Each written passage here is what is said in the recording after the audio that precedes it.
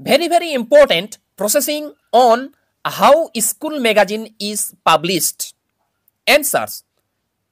The publication of a school magazine is a lengthy process. At first, a magazine committee is formed.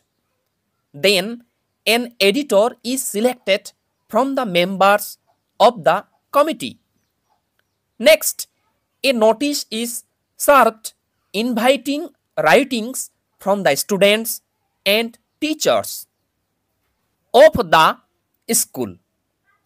Everybody submits his her writing within a specific date. Then these writings are sorted. The selected writings are then edited. Later, a draft is prepared with the contents with the suggested layout.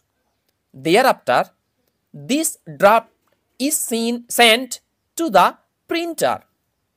After receiving the proof copies, necessary corrections are done.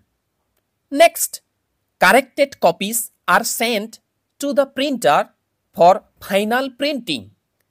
After printing the matter, a book form is given to it. The magazine is finally published and distributed among the students. Thanks for watching. Like this video.